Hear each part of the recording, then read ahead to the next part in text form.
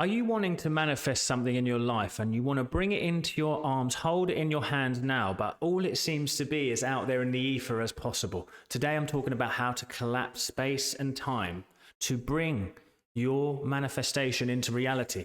It's actually simple when you know how. You see, anytime we have an idea, every time we have a desire, you have to remember that is God speaking to you. That's how God speaks to man, through desire. Says it's time for you to expand.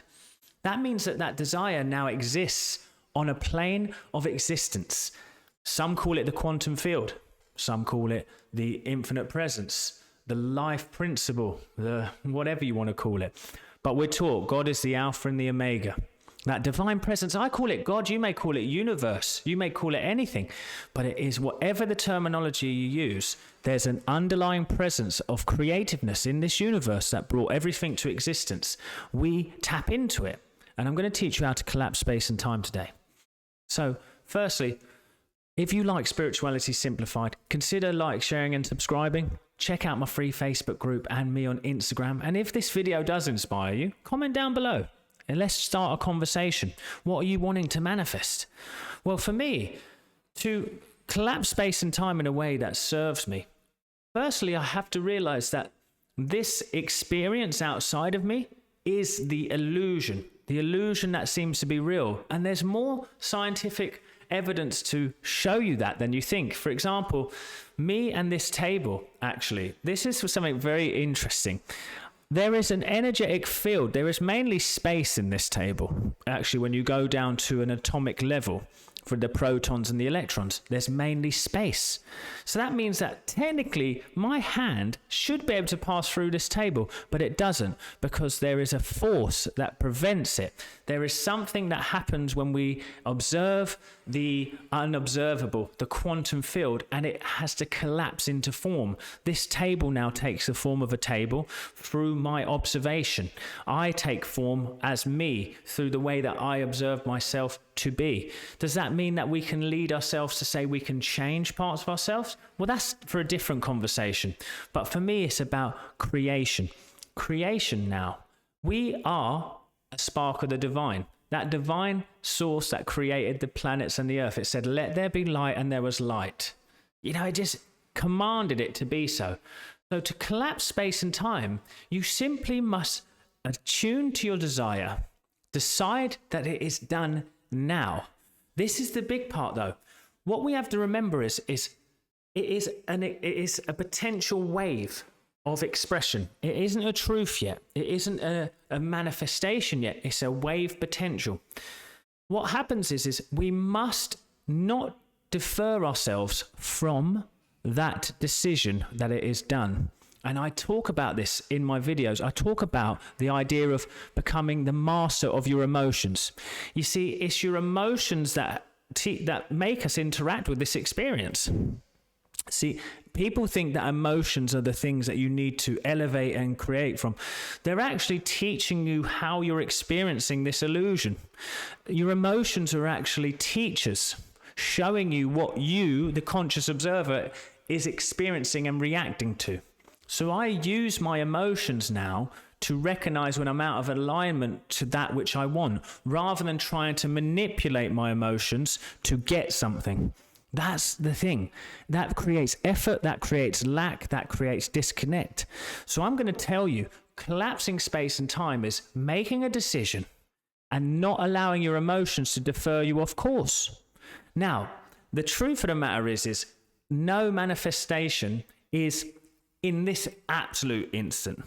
The only chance that we're going to manifest in an instant and collapse in an instant is absolute presence, okay? And that is possible, but most of us aren't living in absolute presence all the time. So there can be a time delay.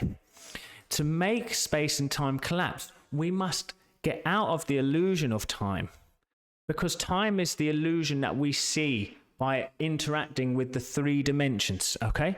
So how do we get out of it?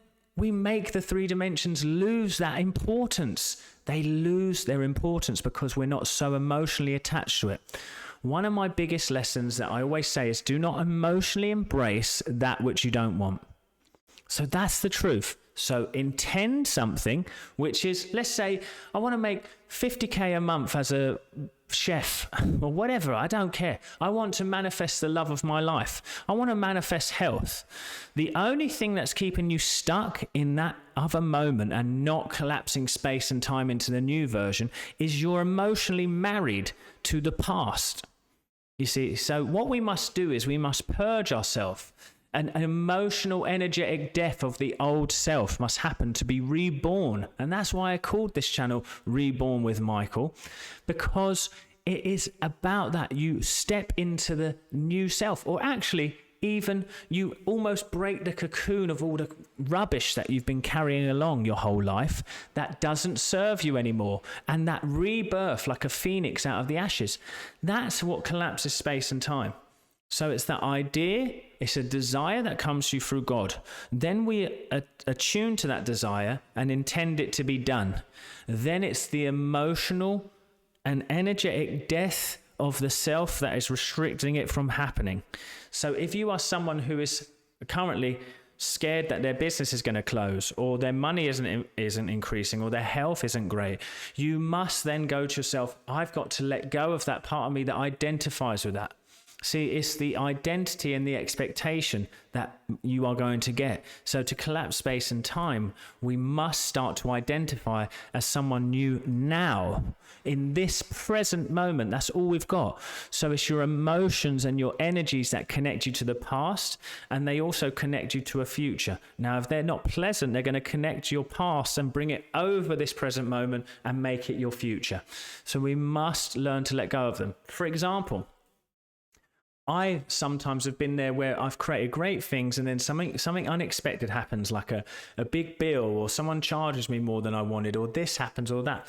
Let's say, for example, my only job in that moment then is to let go of the emotional embracement, because all I'm doing is collapsing space and time to something which I don't want.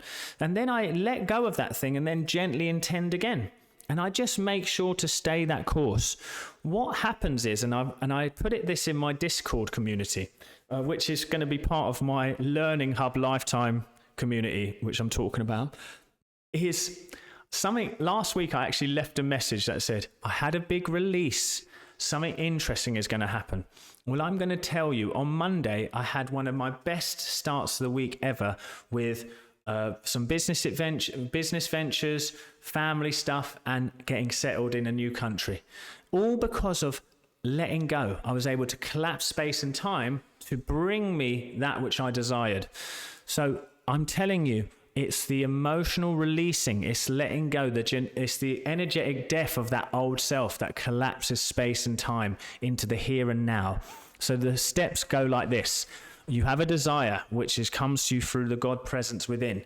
You align with that desire by seeing it in your mind, claiming it, praying on it as a claim, or visualizing it, then letting go of anything that emotionally disconnects you from it. So it's like, I'm desiring money, but a big bill's come in. So, doesn't matter, meaningless, because money is my birthright. See, the God and life will test you on this collapsing space and time sometimes when you're changing. So if you do not emotionally embrace that which you don't want, you are going to see it start to collapse quicker and more regularly to the desire that you wish. I hope that was helpful, guys. See you at the next one.